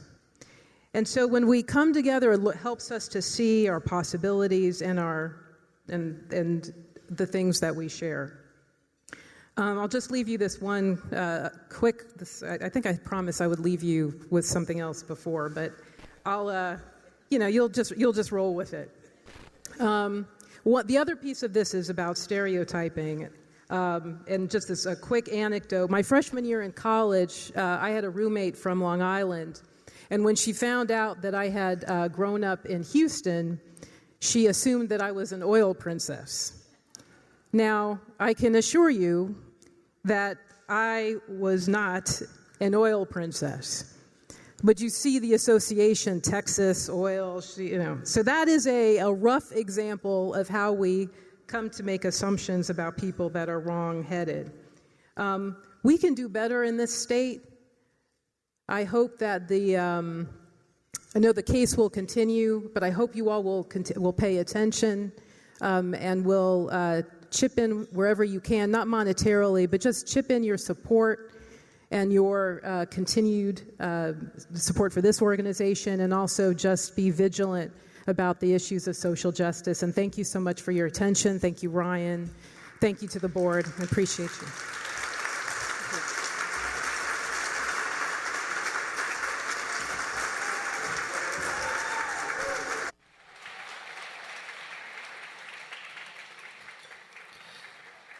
Thank you, Elise, for your words tonight, your wisdom, and your ongoing contribution to racial justice. The Alan V. and Amy Lowenstein Award was created for advocates like you. Our next and final honoree will be receiving our Living Legends Award.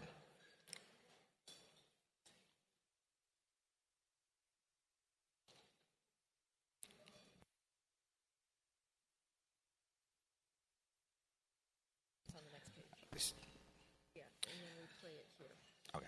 George Sally, 94 years old, is the oldest living foot soldier of the 1965 Bloody Sunday March for voting rights across the Edmund Pettus Bridge in Selma, Alabama. And as you'll hear, he has a scar on his forehead to show for it.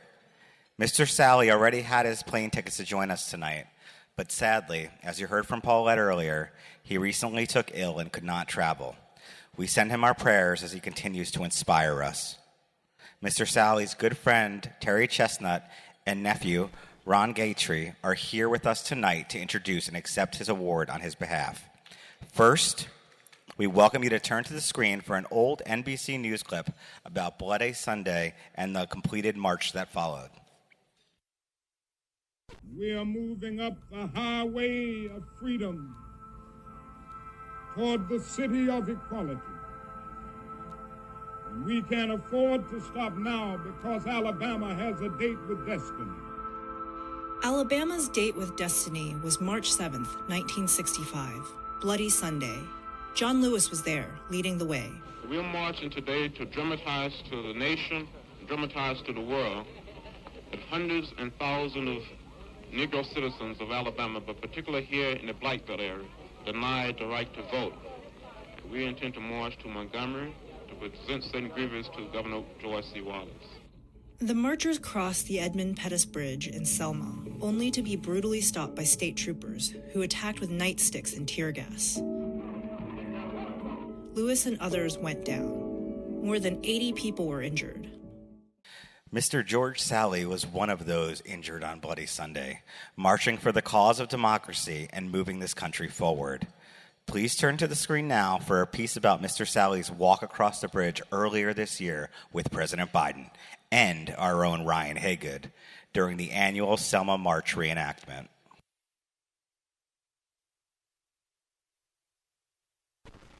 This picture, taken during the annual Bridge Crossing Jubilee, shows President Joe Biden sandwiched between two people most people won't recognize.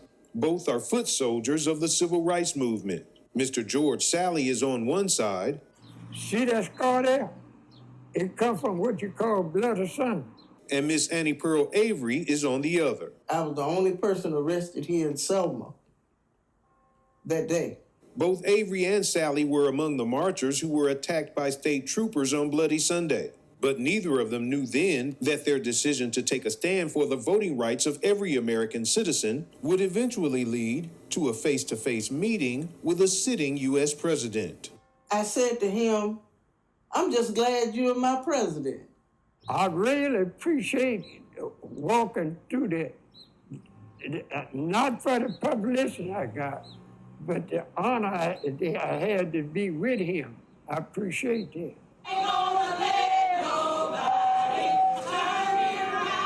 Both say relatives and friends from around the country have called to say that they saw them with the president. I'm still getting a lot of calls. And now, we are pleased to welcome to the stage Terry Chestnut, a close friend of Mr. Sally, who teaches visitors to Selma about its rich history. Thank you all. Good evening.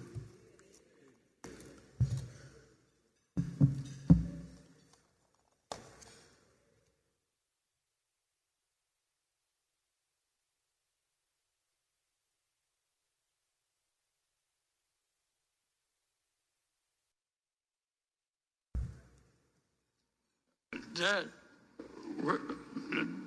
Dr. King wasn't here Bloody Sunday. The Monday he come here. That Tuesday we marched to the same spot. He kneeled and prayed. He let us go back. The time not right. So going back, out of 2 weeks, he went to Washington to talk with President Johnson. President Johnson fell out the National Guard to guard me to Montgomery but they didn't go on me coming back. That when that lady got killed, coming back. Who was the lady? Viola Uso. From Detroit, Michigan. Uh-huh. Okay. Anything else? No, that's it. Oh, wait. A lot of people love to talk about bloody Sunday. I love to talk about your children. That's right. Nobody love to talk about your children. That we, the grown people, tried to go to the courthouse in January to register to vote. They refused. The children started to demonstrate.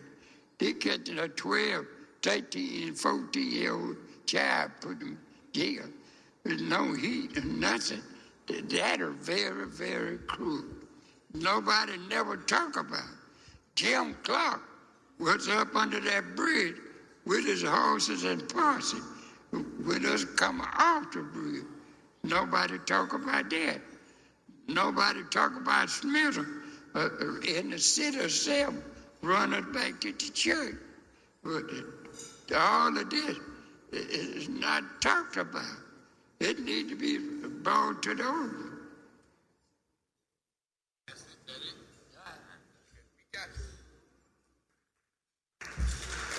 That was Mr. George Sally.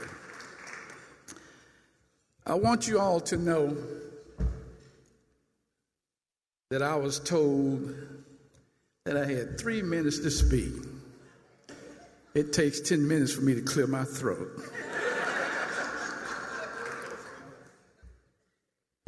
I am a radio host. I host a show in Selma, Alabama called The Cool Jazz Cafe with Terry Chestnut. I am the son of Selma's first black lawyer, attorney J.L. Chestnut, who represented Dr. Martin Luther King.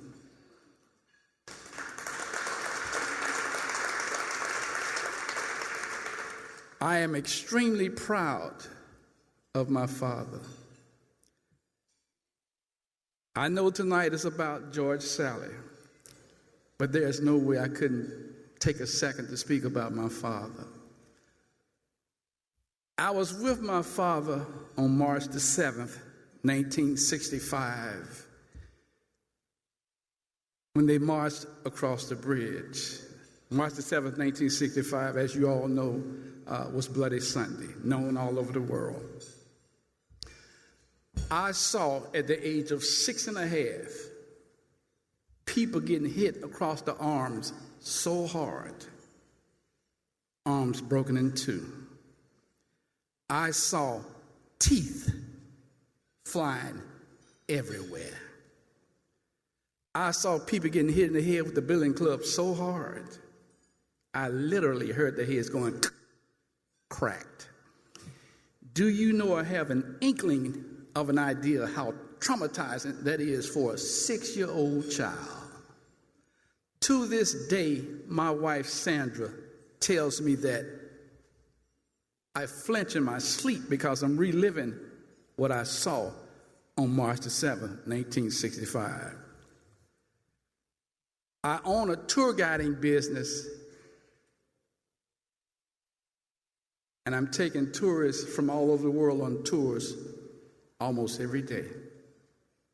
But tonight isn't about Terry Chestnut or attorney J.L. Chestnut. But one more thing about my father. Of course, I go on and on about him. My dear father was the lead attorney for the black farmers' lawsuit.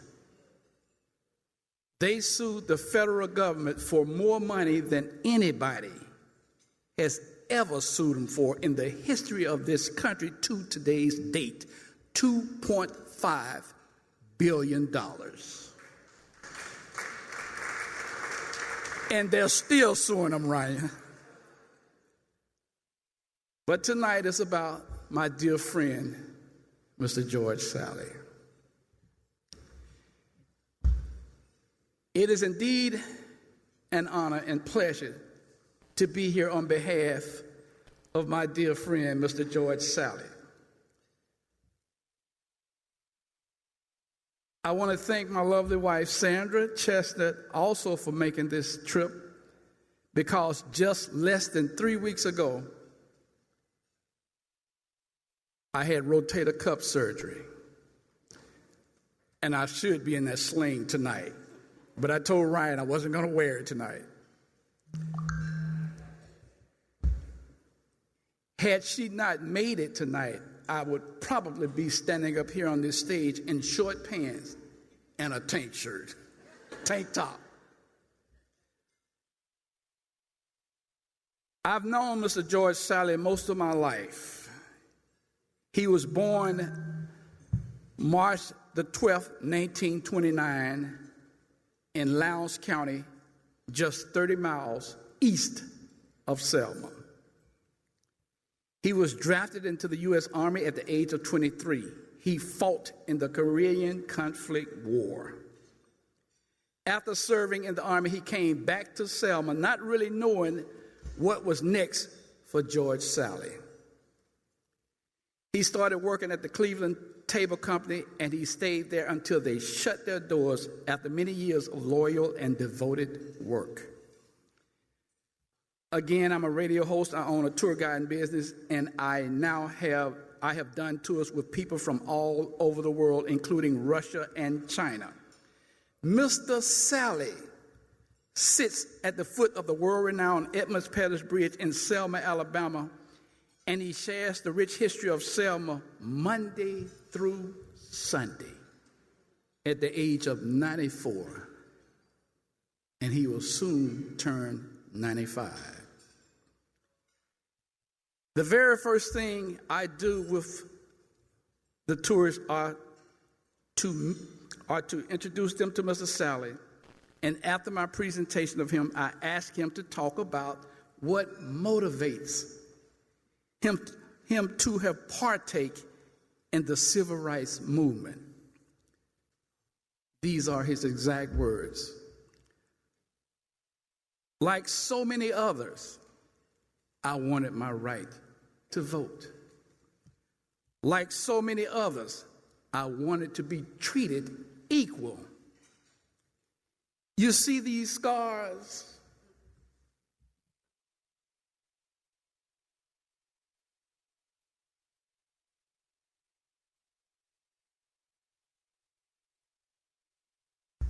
That's what it took for the rights we both share today. And I will do it again right now if I had to.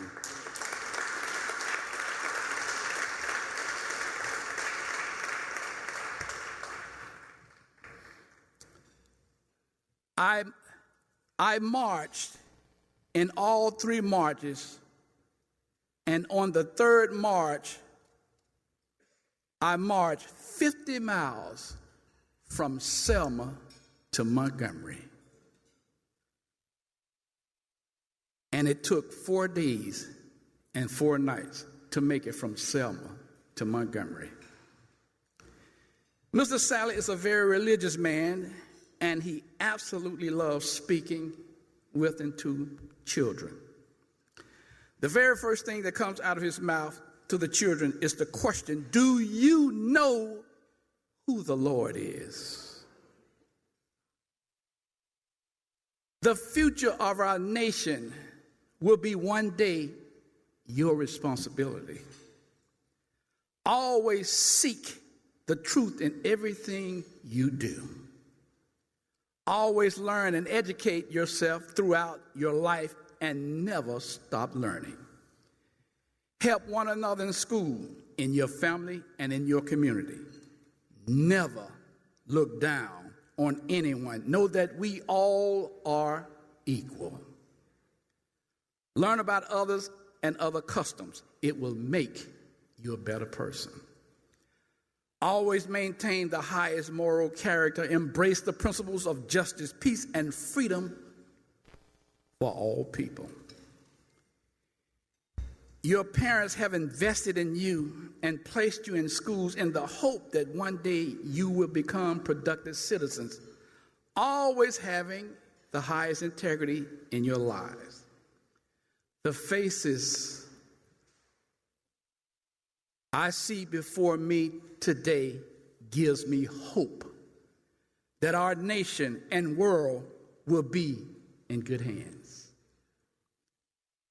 You will and must embark on your journey carrying with you the principles of justice, peace, freedom, and integrity, as it should be, as it will be. Now you know. Mr. Sally couldn't be here today, and it's eating him alive.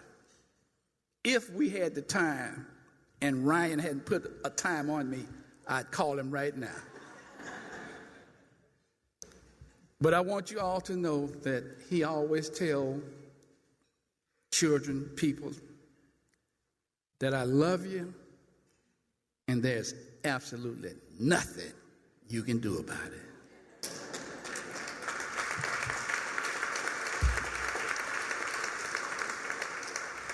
Again, Mr. Sally couldn't be here tonight, but his nephew, Ron Gatry, is here. So we're going to bring him on the stage and to accept his award. Ladies and gentlemen, thank you all so much.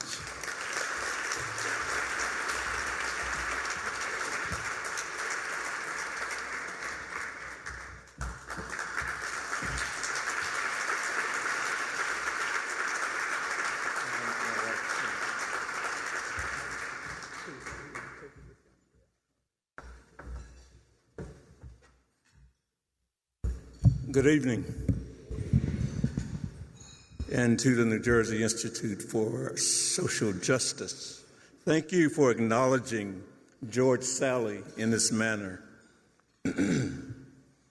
I'm honored to accept this Living Legacy Award on behalf of him. Uncle George, as he is affectionately known by many, he's the patriarch of our family. And just being here tonight, I feel like I'm standing on the shoulders of giants. You know, so he has been able to accomplish so much in his life. He is unable to be here tonight, as it was shared with you earlier. But Ryan, he wanted you to know that he has enjoyed getting to know you. And it means a great deal to him knowing that we are all in this lifelong fight for democracy together. So if you are as fortunate as I am to know him, George Sally, and his admiration and genuine love, especially for young people, you will understand why my uncle is a living legend and such an inspiration is such an inspiration to those who he has encountered throughout his life. So on behalf of him, thank you. All right.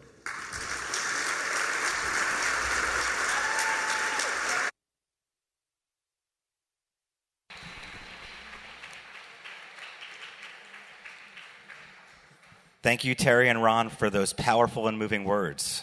Please send Mr. Sally our love and gratitude. And now, to close out the evening, we welcome back to the stage Institute President and CEO, Ryan Haygood. Ryan Haygood. Good evening, you all. So I wanted to send us home. I just want to pick up on two themes that flow from our 50th anniversary celebration of hip hop. The first is there's a really popular rapper who talks about if he were to paint, it would be Basquiat when he paints. Basquiat when he paints. Folks know that Basquiat was a famous artist whose portraits were very, very expensive. As it turns out, our trustee, Dr. Antoinette Ellis Williams, is also an artist. And her artwork is featured in Nico, Basquiat, when she paints. And so I want to encourage folks, before you leave, to take a look at the artwork that's available for purchase. It's very nice. It's Basquiat when she paints. It's available in Nico. The second is, and we clap it up for Dr. Antoinette. The second is that Katim earlier talked about speaking in front of 200 people. And there's a theme that sort of resonates throughout hip-hop Debo Adegbile that goes something like, you need to get your weight up. Get your weight up. Because Katim was actually speaking in front of 400 people, right? 400 people. And that is a credit to you all for joining us on this journey to do this racial justice work we do. And this leads me to my final point. You know, I as the head of the organization, I do get a fair amount of love and visibility, but I really want you to hear me when I say that it's our team. It's the New Jersey Institute for Social Justice's team and its board of trustees that makes this work possible. Please give them a round of applause.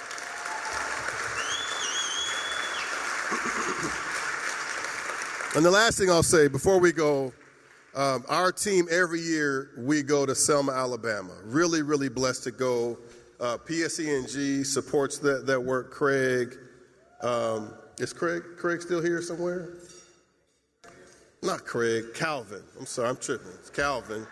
Sorry, Craig. It's not Craig, it's Calvin and Rick Thigpen support the trip we take we think of it as sort of our Mecca, our pilgrimage to Selma. And Selma, as you all know, is so important because it really was where we got our theory of change, that Selma was a place where there was transformation from the ground up. Our team went there last March, and while we were there, we had a chance to see Mr. Sally, and Damon and I actually had a chance to walk over the bridge with him. And the thing that most humbles me about him is that he was at the original march and hasn't missed a Bloody Sunday march in the last 58 years. And that at 94 years old, he marched over the bridge again. And if there's a metaphor for democracy, it is that we still have more bridges to cross. And so I thank you all for joining us in this continued march for investments in community and advocacy and democracy and in us. Thank you and God bless you, and we'll see you next year.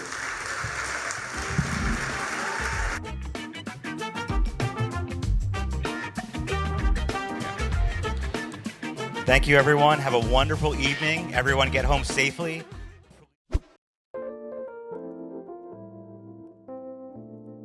It was fantastic. Amazing. Love it. Amazing. Fantastic time. Fantastic. Absolutely great time. I had a remarkable time tonight. The guest speakers were amazing. Really work towards social equity, both in our communities locally and across the globe. So it was a great time. It's fantastic listening to the speakers and just being really encouraged and inspired by those in the room. It is a room filled with Black excellence, intellect, missions, visions, and hopes for the future. The George Sally testimony at the end, was actually just so inspiring, and just the fact that he's been doing that walk for 58 years. Gentleman from the Pettis Bridge, it's real living history. So it was my favorite part. Yeah, more bridges to cross. Yeah. I think our favorite part was probably hearing the speakers, hearing how impactful that their investment into our community has paid a difference for us. I think my favorite part was listening with the honorees, obviously, listening to all the great things they've done, and reminded to me that I need to do more. Yeah. That we all need to do more. And that, this shouldn't be the anomaly when they do the things they do, because if we're all in this together, we can make such a bigger difference. Well, honestly, the 94-year-old, I think George Sally, coming through that age and continuing the work, it gives me hope for us to keep moving, keep pushing, keep marching. So let's continue to invest.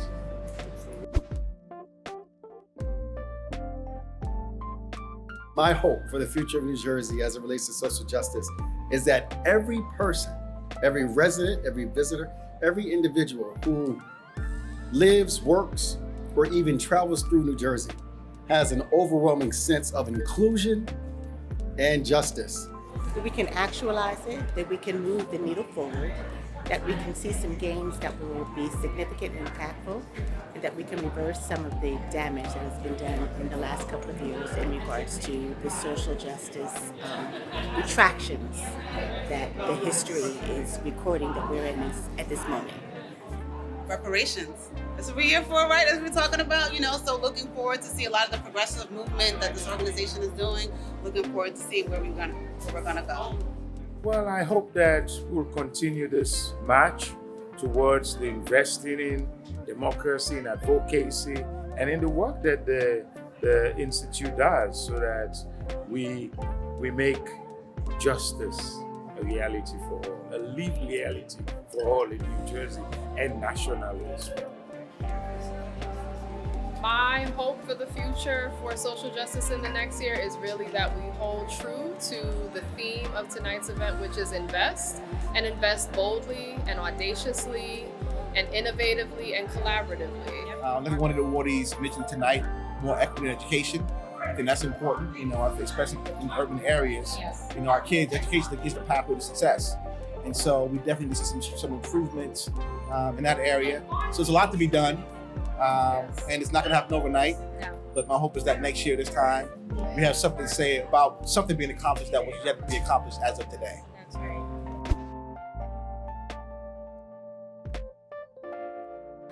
Continued prosperity, growth, collaboration with other anchor institutions in the city of Newark and beyond. All right, I'm excited about the Reparations Council. I hope to collaborate between the Institute and the Harriet Tubman Museum, and I'm so proud of all of the work that the Institute's doing.